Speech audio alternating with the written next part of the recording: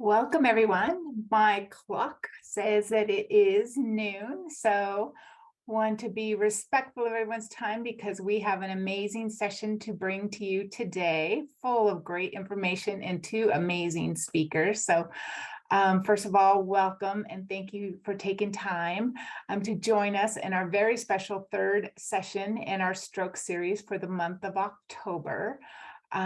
We are building up to World Stroke Day. So we're just each week celebrating a different element of stroke awareness, education, life after, and moving forward. So thank you very much. My name is Sheryl Wilkeson. I am the Community Impact Director for the state of New Mexico for American Heart Association. Today, my role is co-chair of the Heart Disease and Stroke Work Group for the Chronic Disease Prevention Council. And so I am very excited that you have joined us today. And so to do that, I want to kick off with our host today, who brought these two amazing people along with Jessica to our group as our presenters, is Felicia McDermott. Felicia McDermott is the inpatient stroke coordinator or stroke educator, my apologies, for UNMH stroke program. She works directly with patients, family members, and caregivers to provide education prior to discharge and focuses on topics such as secondary prevention of recurrent strokes and recognizing the signs and symptoms. Felicia has also partnered with ABQ Fire and Rescue Heartbeats program to provide transition services to local stroke survivors after being discharged from the hospital. She received a Master of Science in Nursing Education from Grand Canyon University in 2021, is one of 12 nurses in New Mexico that is stroke certified through the American Association of Neurosciences Nurses. So at that point, I would like to bring up Felicia McDermott, who will be introducing our wonderful speakers today. Felicia? Hi, everybody. I'm Felicia. I'm down here at UNM Hospital today. So I am going to go ahead and get this started. I thank you all for coming and joining us for this lunch and learn. I've missed the last two because I've been slammed here at the hospital, but I'm excited to be here today. And I'm looking forward to the topics that we're going to be hearing from Dr. Kulik, as well as hearing from Dr. Tim Behrens, who is actually a member of our stroke survivor group. So to get started, we're going to go ahead and listen and hear from Dr. Kulik. Just a brief introduction here. Dr. Kulik is the Vice Chair for Hospital Affairs and Quality in the Department of Neurology and the Medical Director of the University of New Mexico Hospital Neuroscience ICU. Dr. Kulik also holds a rank of Assistant Professor of Neurology at the University of New Mexico School of Medicine. He received his medical degree summa cum laude from Ludwig Maximilian University in Munich, Germany in 2005. Following his medical training, he joined the Cerebral Blood Flow Regulation Laboratory at Mount Sinai School of Medicine at Mount Sinai Hospital in New York City as an associate scientist. Under the leadership of his principal investigator and mentor, Dr. Richard H. Wynn, he investigated the central role of astrocytes in the dynamic regulation of cerebral blood flow. For that, he actually won an award, the Henry Christian Award for his work in 2011. Subsequently, he completed his neurology residency at Rochester University Medical Center in Rochester in 2014. And underwent further fellowship training in vascular neurology and neurocritical care at Washington University and University School of Medicine in St. Louis from 2014 to 2017. He has been recognized as an exemplary teacher in 2019 and 2020 from UNM's Learning Environment Office and was also named by Albuquerque the magazine as a top doc in neurology in 2020. Dr. Kulik has participated in many trials, received travel, societal, and national awards, and has published and participated in many events. So without further ado, Dr. Kulik, I'm going to go ahead and let you take over. Thank you so much, Jessica, for this really nice introduction. Hopefully the camera was hiding me blushing, actually. You gave me far too much kudos, and it makes me feel really old, actually. But I am really excited to be in this forum today, and I really appreciate the invite and the opportunity to speak to all of you.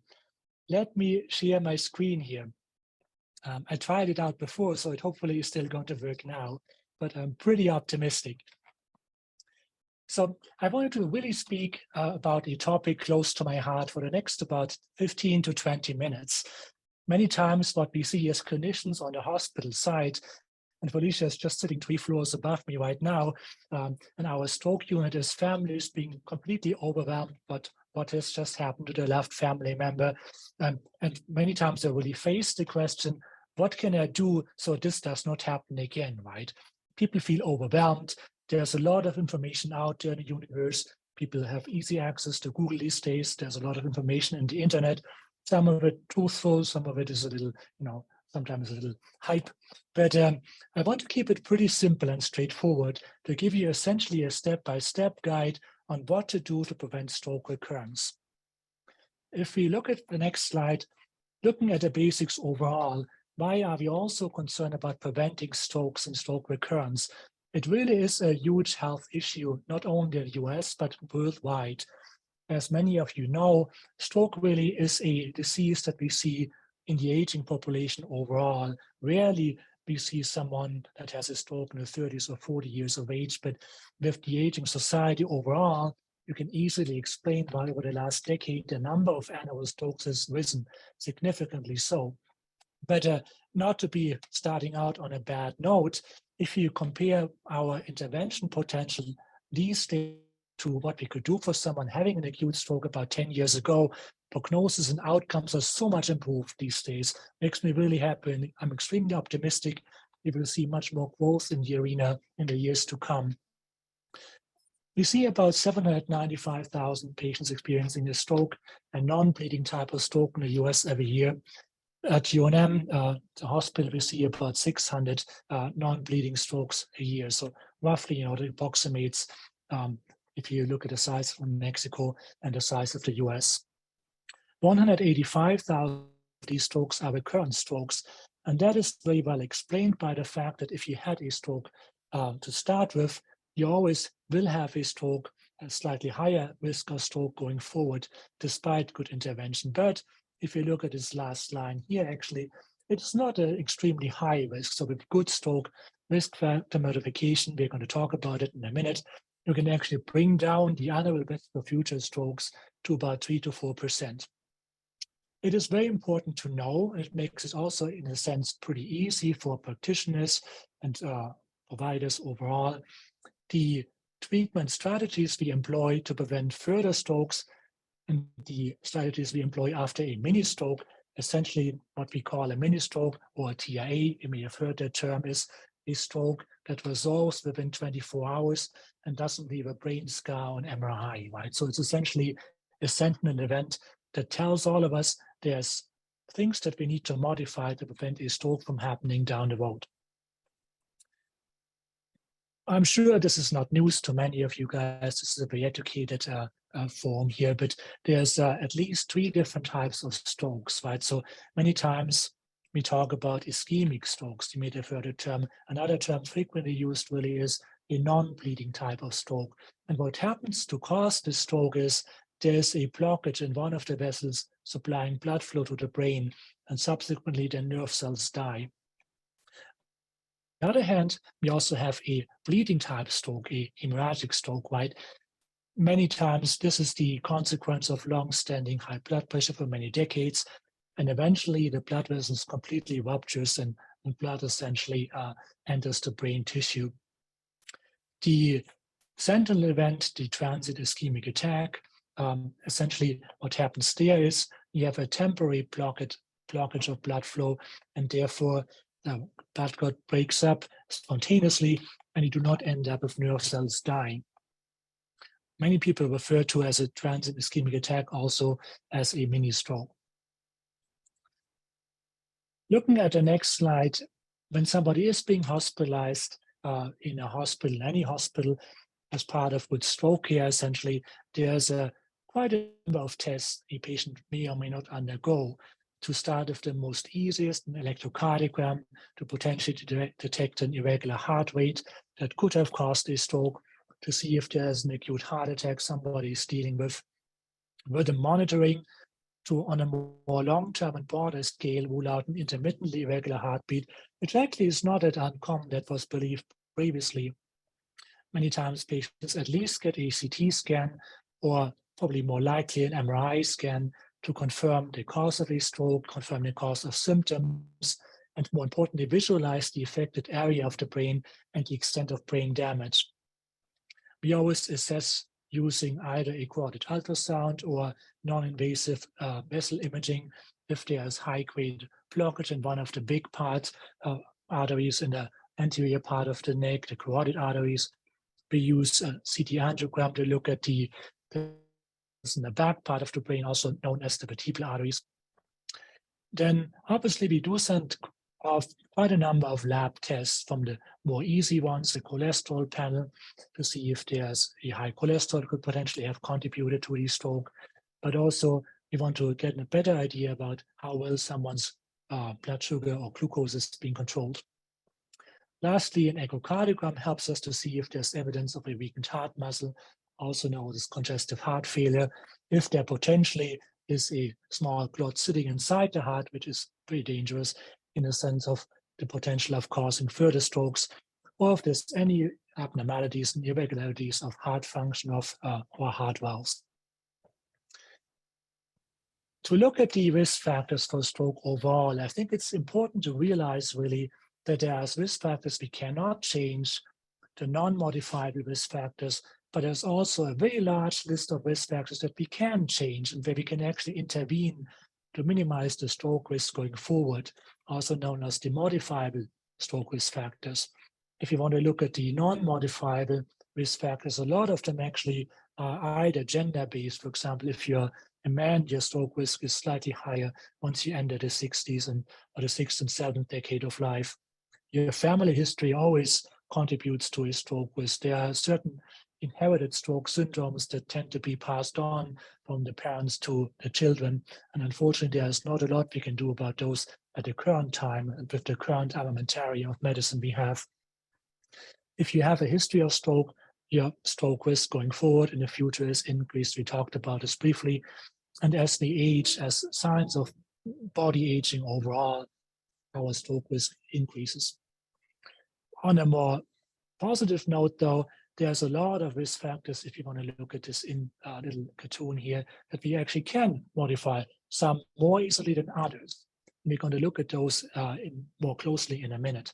Obviously, easy to understand: an unhealthy diet, heavy alcohol intake, diabetes, high cholesterol, and obesity many times lead to heart disease and also stroke disease.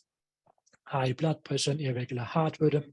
Psychosocial stress factor hasn't been recognized as a modifiable stroke risk factor for too long, but has more recently shown in a lot of studies actually to have a significant impact on the risk of strokes going forward. And as we all know, sedentary lifestyle is not helpful for any of our body organs.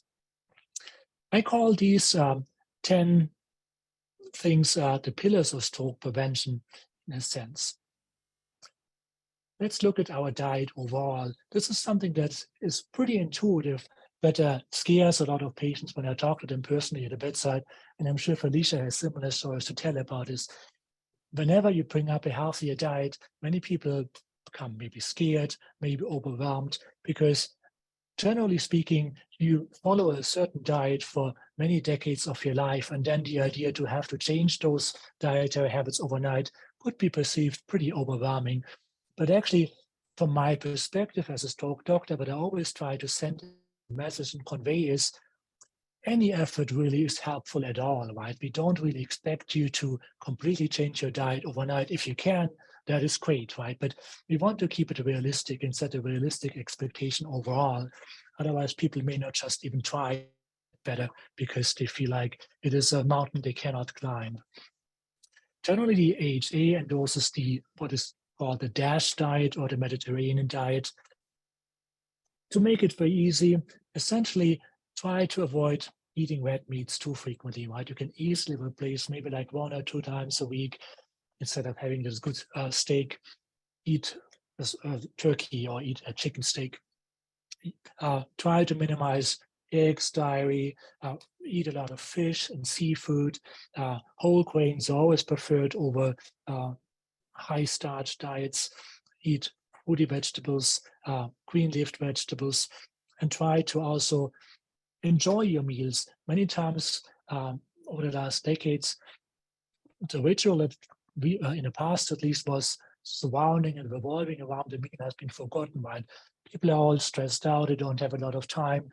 They eat on their way to work, they eat on while watching a TV show, right? Sitting down with your loved family members, taking time actually increases your sense of satiety, leads you to eat less, and it's just a more enjoyable experience overall. What a lot of people don't recognize is our diet actually is really high in salt and high in sodium. And there's obvious ways we could easily reduce salt intake, for example, chips, right? Chips have a high number and a high content of sodium overall. Pretzels, any preserved food, right? Pre-made meals, TV dinners, to keep them sustainable on a shelf in a grocery store, a lot of sodium really is added. So while it may be sometimes difficult to achieve, but you can really reduce your sodium intake quite a bit by cutting down on these TV dinners, cutting down on the chips, cutting down on pretzel bites and whatnot. And ideally, and it's really hard to do if you try to get into a habit and maybe read the labels attached to some of the food you're eating, you will see some of them really contain much more sodium or salt than you would expect them to.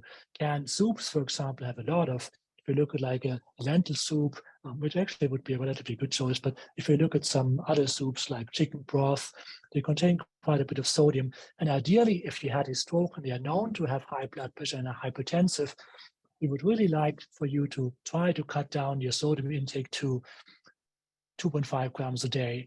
It's not a lot, you can get there easily, and it takes conscientious efforts to keep your sodium intake below. But if you manage and succeed in that endeavor, actually, you help your heart, but also your brain. Another easy advice that sometimes people get scared about is, well, we should be more active, right? If you look at our lifestyles these days, we sit in a car to drive to the grocery store, we sit behind a desk, we sit behind a monitor, we spend a lot of time sitting and sedentary during the day. Looking outside my office window today, it's a really beautiful day, right? It's not as chilly as it used to be, and it's not raining, right? So maybe instead of driving to the pharmacy, maybe driving to the grocery store, you could consider walking to the pharmacy store. There's a lot of support groups, and there's a lot of groups out there in Albuquerque that I personally know about that offer like senior classes, yoga classes. You could walk in the Sandia Mountains, maybe with a family member or so. You could do a cardiac exercise in a gym or in a community center. It is a relatively low bar that you would have to meet to robustly lower your stroke risk going forward. Only 10 minutes, 4 times a week, essentially, have been shown to help you significantly reduce your cardiac risk, but also your stroke risk. If you have a dog, right, I always tell my patients, if you, instead of starting a medication, maybe get a dog, right? A dog will pull you out there regardless of the time of the day. And actually, it has been shown in a couple of studies, actually, that just by the fact that of you getting a dog or someone getting a dog, you can succinctly lower someone's cholesterol level without taking any additional medications. So it's a pretty interesting concept, and dogs are great animals and companions. I do have a dog, and so I'm somewhat, but I have a cat too, to make it more equal. I don't expect you to run a marathon from never having run before, right?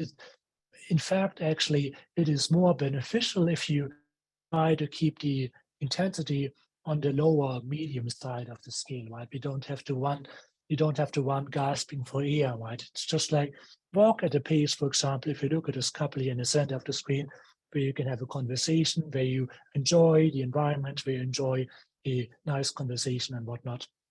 again, I want to remind everyone, any effort is better than nothing in that sense. If you are smoking and you had a stroke, now would be the great time to actually change that habit. And this is something people are really scared about. They're sort of set in their ways. And I acknowledge that it is really difficult to stop smoking if you have smoked 60 or 70 years of your life. There's a lot of things that we can offer as a provider to make quitting smoking easier. What I found, though, even with patches, with lozenges, sometimes acupuncture has been found to be helpful. Some people even told me they go to undergo hypnosis, and it really helped them.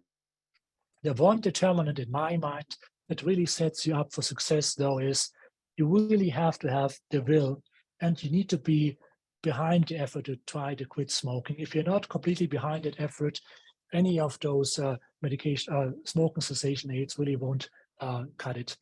They can help, but you have to bring the effort to the table in the end. Why is it so important to stop smoking, aside from potentially causing lung cancer? Obviously, smoking also raises your fat levels in the bloodstream, right? And they lower the good cholesterol. They set you up for blood clots in your legs, but also inside your heart and inside your brain. And most importantly, what they cause when you smoke for a long period of time is blood buildup in your blood vessels. Alcohol consumption is a little bit more forgiving in that sense that men are allowed to have less or equal than 2 alcoholic drinks per day. Women, unfortunately, are only allowed 1 alcoholic drink per day on average. There's some theory behind red wine. Red wine contains a lot of antioxidants, resveratrol, for example. You can also buy this as a medical supplement or vitamin supplement in Costco, Sam's, or any other outlet or pharmacy store. In that sense, you get the same benefit of taking a resveratrol pill over having a glass of wine. Some people do enjoy a good glass of wine, and I think as long as alcohol consumption is being kept in moderation, actually, that is just fine. And I think it goes without saying that any type of recreational drug use, and the drugs from our perspective we are most concerned about are cocaine, amphetamines, methamphetamine, and khat. Khat is a little less common one. It's a nut that you find mostly in the Asian parts of the world that you can chew on. There's a psychostimulant effect attached to it and increases your blood pressure. I think the unifying theme of cocaine, amphetamine, methamphetamine, and khat really is that it constricts your blood vessels, right? And therefore increases your blood pressure, and that is bad in many ways. Talking about blood pressure, so there's a lot of different numbers out, right? And there have been some guidelines in the most recent iteration of the AHA guidelines. Some of those numbers have changed. I want to speak a little bit about it. What we currently consider a normal blood pressure really is systolic less than 120, and a diastolic is typically the second number on your blood pressure curve, less than 80. It is okay if at times it's a little higher, but overall, if somebody has had a stroke, we really try to bring the blood pressure down reliably below a number of 130 over 80. High cholesterol has been shown robust increase your risk of cardiac disease and strokes. In fact, actually, many of the risk factors that affect your heart also affect the brain, right? So it's very easy to keep these together. A bad cholesterol of greater than 70 is discouraged. And from our perspective, using either lifestyle modifications or weight loss, statin medications, a lot of those are you're probably familiar with. Lipitor is a very commonly used one, atorvastatin, generic name, simvastatin, rosuvastatin. These are the ones that, together with weight loss or lifestyle changes, can sometimes really lead to a succinct lowering of your LDL cholesterol. Fibrates sometimes are still used in the community. Ezetimibe or Zetia is probably the most well-known medication in that sense. They have fallen somewhat out of favor the last couple of years because they really carry a high risk of side effects.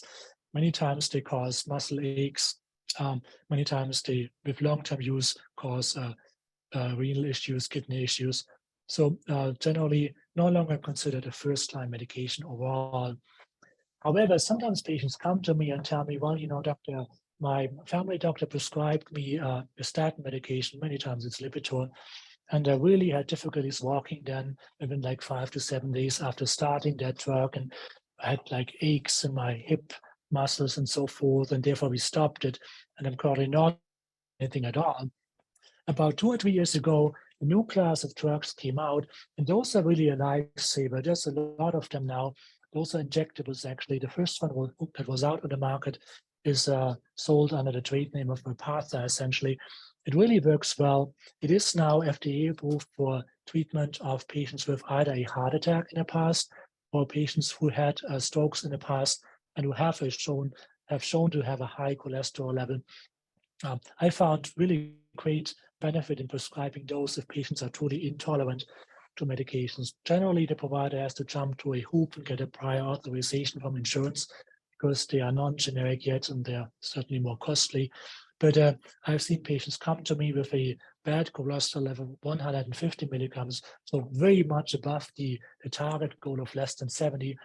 And we started this injectable drug Repatha, and they came back a month later, and it was like 67 without any other changes. Something to consider. So there is other options out these days if someone has not tolerated statins in the past. To treat obesity, some of you may have heard about this. There's a new generation of drugs coming out or came out like 1 or 2 years ago that patients are being approved for insurance-wise if they have either a BMI, which is a body mass index of greater than 30, or greater than 27.5 with one cardiac risk factor. These are the glucagon-like peptide-1 inhibitors. Wegovy is one of those, Saxenda is another one. And they actually, what they do to you or to a patient is they increase a feeling of satiety, right? So you feel fuller more quickly, and therefore you eat less. And they have also shown to succinctly lower your body mass index, lead to sustained weight loss, and can therefore lead to a reduced level of bad cholesterol. Blood sugar control is certainly important. We don't really aim for a too high bar, right? So you may have heard about this in the past. The one number that people always talk about, Felicia talks about this all the time, is the hemoglobin A1C. Essentially, there's a blood marker that tells us how well someone's blood sugar was controlled over the last about 12 weeks, right? And what we aim for is a hemoglobin A1C level of less than 7%. And a couple of newer stroke risk factors that we can modify. We talked about obesity. Many things lead to weight loss. All of them, unfortunately, involve some effort and behavioral changes, lifestyle changes. However, they are pretty realistic to achieve. Something I'm pretty excited about, and I think there's not a lot of awareness out in the community about obstructive sleep apnea. Obstructive sleep apnea is actually pretty common in post-stroke or in stroke survivors and stroke patients overall. And this is compounded by the fact that aside from having had a stroke, also we live at pretty high altitude here in Albuquerque. And aside from obstructive sleep apnea, there's another form of sleep apnea, central sleep apnea. When you talk about obstructive sleep apnea, what you always sort of have in your mind is a picture of someone who has a big neck, might have a high body mass index, be a little bit obese. And what happens then during your sleeping cycle is your tongue falls back in your throat, causing obstruction. Essentially, you stop breathing for a while. And while you're not breathing, right, your oxygen bloodstream is going to go down, and your body is really stressed. And it's one of the ways for your body to mitigate the stress and essentially fight this stress is your blood pressure goes really up. And therefore, you can understand that if this is not being treated for many years and potentially decades, actually, it compounds all your risk factors for strokes overall. It's easily screened for these days, and many times when you send someone out here from UNM, you set them up with an overnight polysomnogram. Some people may think, you would have to travel to like a sleep center. That's how we did it in the past, actually. But nowadays, you can take a small machine home with you. You sleep in your own bed. At the end of the night, you send back that machine to the sleep doctor. They review the data then and can tell you if you would benefit from a CPAP or BiPAP machine at night. So just to close up and summarize these topics and thoughts a little bit, when it comes to high blood pressure, this slowly damages blood vessels feeding the brain over years to decades, right? So high blood pressure is what we call a silent killer in a sense, because you don't necessarily have symptoms initially when you're hypertensive in your 30s, 40s, or 50s, I would really suggest that everybody, in particular stroke patients or patients with heart attacks in the past, with high blood pressure, being diagnosed to their families, doctor's office or PCP's office, have a blood pressure cuff at home. They're relatively inexpensive these days. And my goal and my aim for each stroke patient would be to take one's blood pressure every day at the same time, keep a log, take that log back to your PCP the next time you see him to see if there are any adjustments needed in terms of antihypertensives. High cholesterol, you want to fight at all cost. You want to keep the LDL cholesterol less than 70 milligrams per deciliters. You can lower your cholesterol to some extent with diet and exercise alone, but many times there's a genetic component, and then you really have to, unfortunately, consider taking a medication to get your LDL in that goal range. Diabetes damages the whole body, especially the brain and the heart. Our fasting glucose goal is pretty reasonable these days. It's between 70 to 110 milligrams per deciliters. The A1C, the long-term marker, we ideally would like to be below 7%. Remember the low-fat and low-salt diet. Stay away from deep-fried food if you can. In moderation, if you want to have some deep-fried dish once a month, I think that's really okay. Nobody's going to be upset about it. Fast food, given that it has a high sodium content, is something you probably should also enjoy in moderation at best. Try to replace, white bread with buying whole grain bread, whole grain cereals and pasta. Choose feathers and fins or red meat. Not all the time. You can still enjoy your red meat on the weekend, for example. Try to exercise at a moderate level. Try to keep steady bedtimes and aim for 6 to 8 hours of sleep each night. If you snore, if you feel tired when you're waking up, or when you have an early morning headache, I would highly consider and recommend to get screened for obstructive sleep apnea. And very important, very close to my heart, I cannot tell you how many times this has happened to a patient of mine. To give a concrete example, somebody wakes up in the middle of the night, they feel like their right arm isn't working as good as it should. But many times the sentiment is, well, I'm just going to turn over and continue to sleep and see if, I feel better when I wake up at 6 or 7 a.m.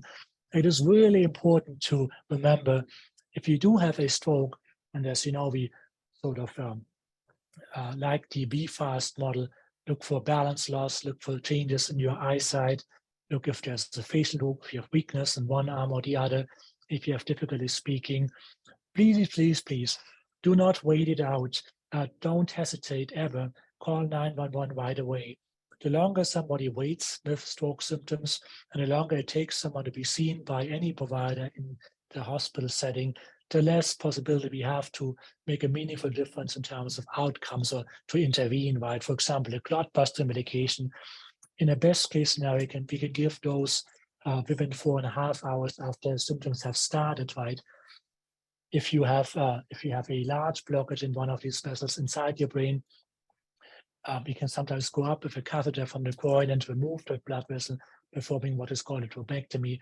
But time really is praying. The longer we wait, the more nerve cells will die and more symptoms anyone will have going forward.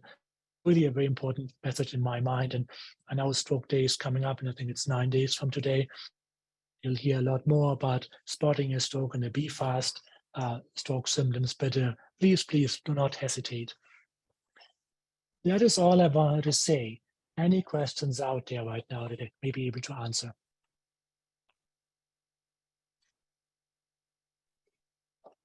I have a few, but I will wait. This is Jessica, but I will wait to see. And Dr. Behrens is saying, Danke schön. Bitte schön. Does anyone have any questions before I jump in and ask a few? All right, so I'll ask one, and then if you want to jump in, just let us know and/or type it in the chat. I don't know if you know this one off the top of your head, but are there any differences in the numbers of recurrent stroke in men versus women?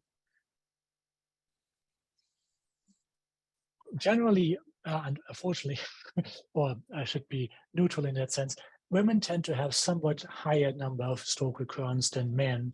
And that is accounting for the fact that in both these genders, essentially, you did your best to optimize all these stroke risk factors. So it's interesting in a sense that per se, to have a stroke, men have a higher risk, but for stroke recurrence with optimized stroke risk factors, women tend to have a higher stroke recurrence risk.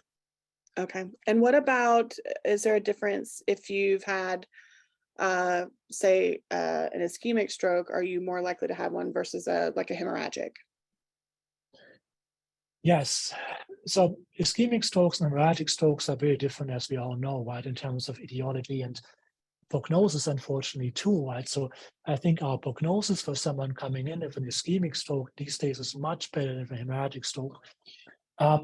You tend to stick with the same stroke etiology, right? So if you had an ischemic or non-bleeding type of stroke, you tend to come back with another non-bleeding type stroke down the road, with the caveat being, though, let's say you were found to have an irregular heart rhythm, right?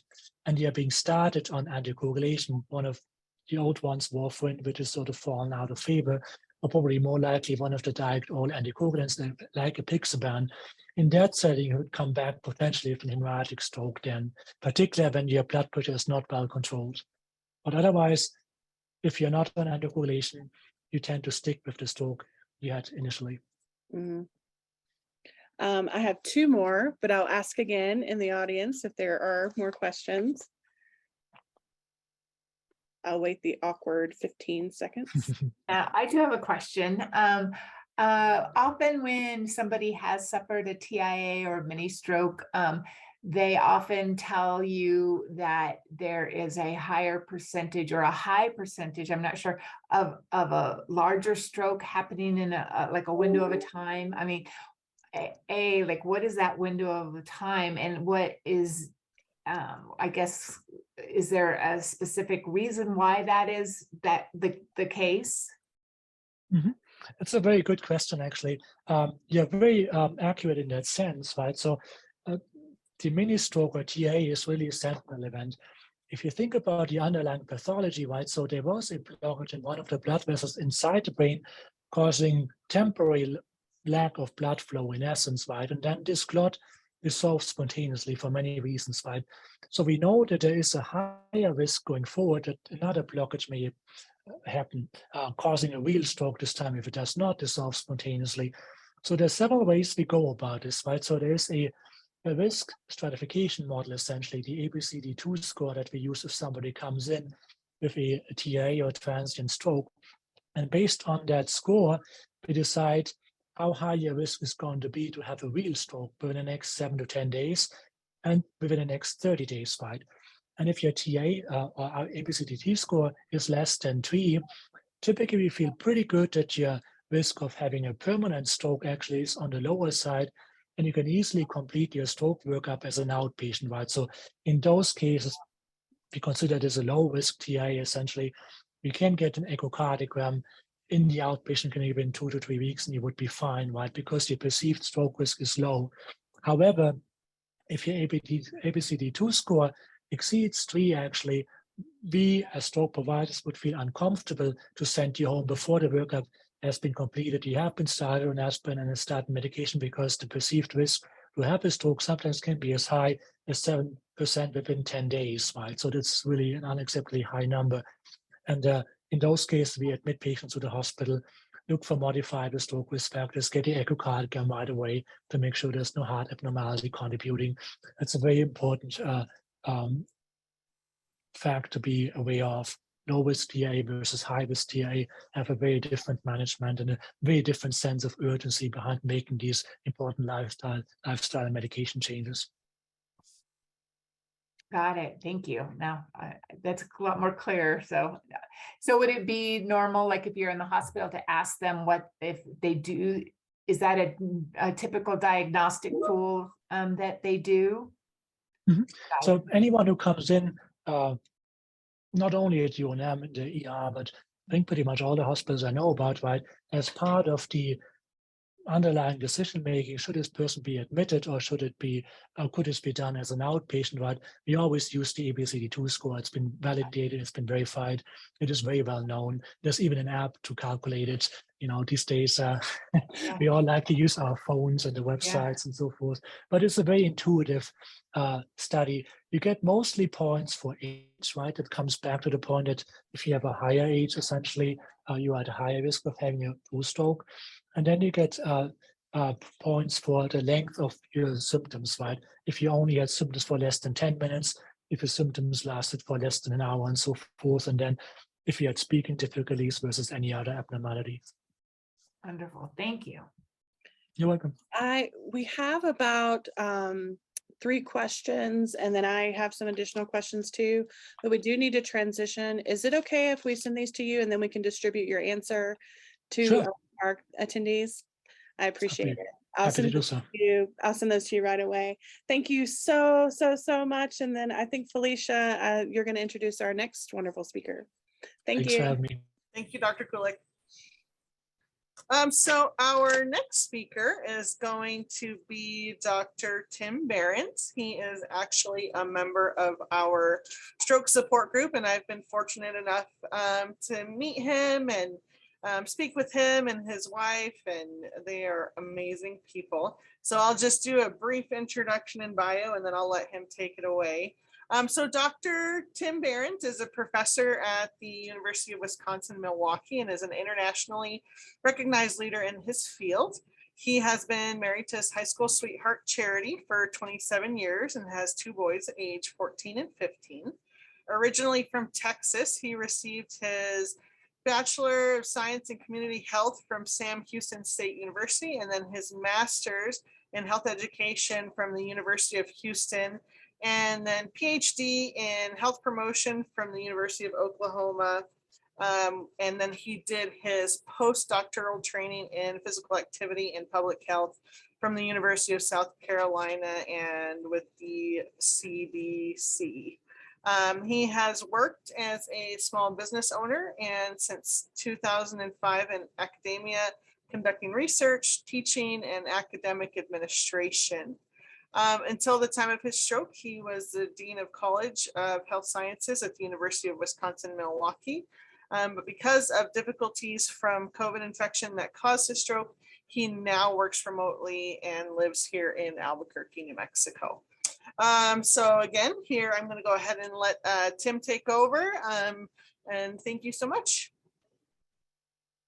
Thank you, Felicia. That was a nice introduction. I really appreciate it.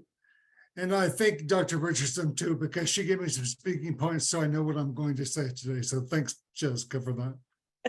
You're welcome. So briefly, I want to go over my academic training. A lot of that Felicia already covered, but I'll just expand a little bit. So my expertise is in physical activity and public health, and I am a health educator by training. So I came to the field of physical activity from the outlets of health education. So I'm not an exercise physiologist, but I kind of play one on TV. I also do a lot of work with measurement and evaluation, and actually finished a decent study with the Navajo Nation in 2017, evaluating the Healthy Today Nation Act, which is their junk food tax on the nation. So briefly, I am a stroke survivor.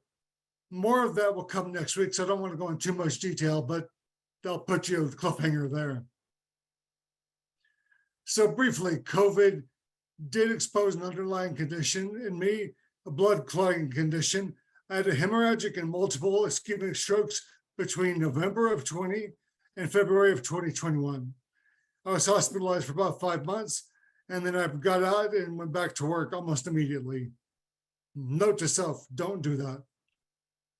Take the time to get better. So some of the challenges that I've been facing are that initially I did not get the big picture. So I understood things, but I've not understood the big picture and the implications of things. And then even during that time, my background and my expertise was not realized, probably in good faith, but realistically, there were things that I understood pretty well that I needed to be able to share. And so that sense of autonomy is an important thing dealing with stroke survivors. Now, actually, the biggest thing that I've noticed the need for right now is the idea of translation research. The reality is that we know lots of information, and Dr. Kulik gave a good example of the things that we know. And also some of the other stroke survivors have said this as well. We know lots of information, but that information very commonly does not make it to the people who need it the most. And so when I think about what we need now, the call to action, in my opinion, is really the idea of that we have all this great information, but we need more community involvement. And we need more translation of that great research to the hands of the people who need it. Another area that I think is very important is the idea of healthcare providers, not only healthcare providers, but care providers, whether they be family members or whoever, they need to be focused on the idea of how they give the research as well. And then finally, this idea of the modifiable risk factors like Dr. Kulik was addressing. These are very important things that need to be translated to the survivors so that they understand, and also to the healthcare, not the healthcare providers, the providers that are they're working with the stroke survivors. These are the very important things that I think we need, including therapeutic recreation, because that is an area that I think could be very beneficial for stroke survivors and their families. And with that, I think I've said my spiel, so I think I'll sit back and maybe have questions or likewise.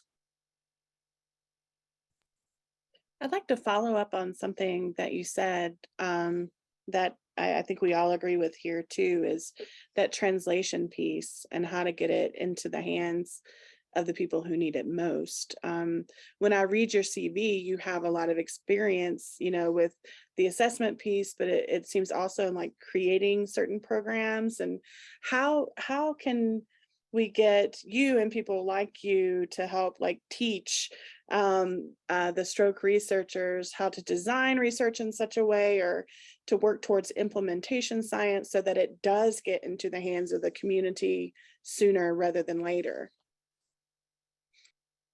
And that's a big question. I'll address this personally. Just ask. I'm happy to do that. And I know a lot of my colleagues feel the same way. So make those connections with those types of people. They're happy to help out with that. Mm. And then I think the other thing that we think about is who are the recipients that are going to need that? And if it's the caregivers that work with the survivors, if it is the healthcare providers that are working with the survivors, making sure they have that information that is easily accessible. And this is kind of a difficult thing now, because in the academic model of the academic world, of course, most of that exists behind a paywall. And so it's difficult to access. And so really working with those people that can access that for you, whether that's a health educator or a nurse or, a CSD person, somebody working in this field, they're the ones that can give you this information most readily. So asking that information, I think, is very, very key, because I can speak for health educators. We are very happy to be able to work with our communities and with our survivor networks and the things like that. So really all it is just a question. I'm glad that you actually mentioned that paywall. I want to kind of explain that, or part of that, for some people here too that are on this call that may not be as familiar with that. But a lot of the work that we do and is published, a part of our job and the requirement for us to keep our jobs is to be very productive in terms of publications. Just the interesting note about that is that, we do a lot of that writing work. We don't get paid for that piece of it. We don't get any money from those publications, but they get put behind a paywall as well, and that people can't access it. You have to pay for some sort of subscription or be affiliated with some organization that has a subscription. And so there's, again, so much information out there that is not easy to access. And I love what you said, because you said, just ask. And I tell people that all the time. If you want my articles, just ask me. I'll send them to you. I don't care. Or, just ask someone who does have access to make sure that you can avail yourself to that information. So I really love that you brought that up. Thank you. And I think that is probably the biggest thing that I found when I talk. So I'm a member of a few online support groups through Facebook for stroke survivors. And the question comes up constantly, how do we get this information? And I'm always happy to provide that information, just like Dr. Richardson was saying. And I think that you'll find that most people who work in this field are also very open to providing that information. So just ask. And if you can't find it, then of course, look to your local resources like the American Heart Association, because they can oftentimes access that as well. Can I ask another question? Because you're quite young. And it was mentioned before, you know, that stroke skews a little bit older, and it is about 65% of strokes are in folks 65 and older. Do you find that the education and the information that you receive, does it also kind of skew for older people, or is it like intended, it seems, for older people? Do you find that your needs are being met as a parent, as a younger person with stroke? That's a great question. And I think that the quick answer to that is that yes, it is intended for older populations, because as Dr. Kulik was explaining earlier, if you look at the demographics and you look at the data, it does support that this does happen in older adults, but it also happens in younger adults, and I'm one of those. Of course, that is because of a COVID infection, so that's a little bit of an outlier. So that's not always the case. But I will tell you that Felicia will tell you too, that even in our stroke support group through UNM, there are a lot of younger people that are associated with that. And so they need that information as well. And I think that is an area, probably an untapped area of research, is how this occurs in younger people and what can be done with that group as well. Yeah, and I think we brought it up too in the first session that New Mexico in particular, because of, you know, just a greater percentage of people who are of minority status or more diverse, they're at a higher risk for having younger strokes. So even though the CDC numbers for all of US might say 65% older, 35% younger, in certain areas, in certain pockets, it's actually not that. It might be 60-40, it might be a little different. So, and yeah, Felicia just mentioned there's 4 members of our support group under 40. In my research, you know, a lot of our folks are over 65, but we definitely have 8 to 10 people who are 50 and under, and even people as young as, you know, 18, 22, you know, so definitely see that younger as well. And I can add to that, even, so I'm affiliated with the University of Wisconsin-Milwaukee, and even in Milwaukee, we find that there are a number of people who are younger who do have strokes, and it is a majority minority community, mostly African-American. And so that does happen in certain groups that we know of. So we have to be aware of those difficulties as well. And just as a preview for, we're going to get to talk to some survivors and some care partners next week. So we hope you all join us again. And one of the issues that we're going to talk about is some different needs for families who are experiencing this, who, you know, aren't retired, who, you know, haven't gotten to that point, but who are still raising children in their home, and how to navigate that when you have someone who's had a stroke and has some different challenges. Are there any more questions that we have for our folks here? I don't see anything in the chat. And do you have, if not, do you have any final comments for us, Dr. Behrens? I would like to say one thing that was in the chat, but I would just like to highlight it. This was a part of Dr. Kulik's presentation, was the idea of physical activity and how important that is. And it was mentioned by you, Dr. Richardson, as well, that the idea is here, do what you can, because anything is better than nothing. And we say this all the time in the physical activity world, that yes, we say the recommendation is 150 minutes of moderate to vigorous physical exercise every week. But the reality is every bit counts. And so if you could get out and do 10 minutes or 5 minutes or a walk around the block, that's fine, because that is better than doing nothing. And the same thing for diet as well. I mean, yes, we should be eating a healthier diet, less salt, all those things, but start where you can, do what you can do now, and then make those improvements over time. That is the main take home that I would suggest.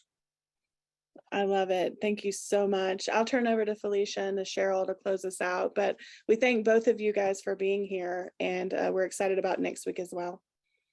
Thank you. Awesome. Yes, thank you so much, Tim and Dr. Kulik. We really appreciate you guys coming today. You know, Tim was talking about activity. We recently started some yoga with our survivor group, and we've had a couple of sessions, and we hope to continue it even through the cold weather. Dr. Kulik had mentioned that World Stroke Day is coming up on the 29th of this month as well. And we're actually going to be recognizing our providers and our survivors, and we're going to do a paint by wine night as a group on Saturday. So we're really looking forward to that too. So, but thank you, Jessica and Sheryl, for allowing me to be a part of this today. I really appreciate it. And I can't wait for next week as well. Awesome, wonderful. Yes, thank you, Felicia. Thank you, Dr. Behrens, Dr. Richardson, and Dr. Kulik. Amazing presentation. I mean, you were amazing role models of what American Heart Association is trying to get the word out there. So I'm so happy to see that we are so in line with your experiences and your areas of expertise. So that's really wonderful to hear that. I do want to kind of circle back one thing to put a little plug in there for American Heart Association or where we are when speaking of the issue of translation.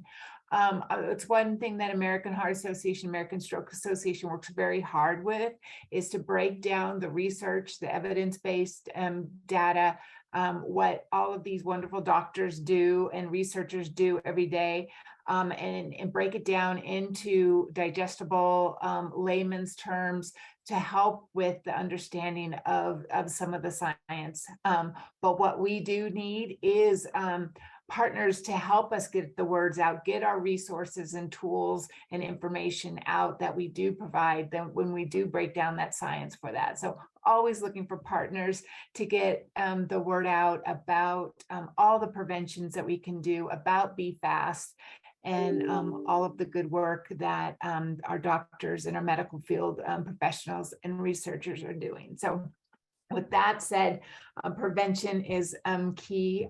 Getting the word out is key, and supporting our survivors and doing the good work and supporting the good work that our everyone is doing in this area. So thank you. I think we're really excited. It's a great leadway into our next week's panel. Where they'll be moderated by Dr. Richardson, and I think we'll be able to see Tim again. So that will be very exciting to hear, and maybe be able to dive into some of these from a different perspective of what we learned. So again, thank you, everybody. We'll be sending out some resources. I see lots of requests for the recordings. We will absolutely get those out to you. You could email us or put it in the chat, and we can get those to you. And we look forward to seeing you next week on Wednesday for our survivor and caregiver panel. It should be very dynamic. So thank you for joining us, and have a wonderful day and a wonderful weekend. Take care.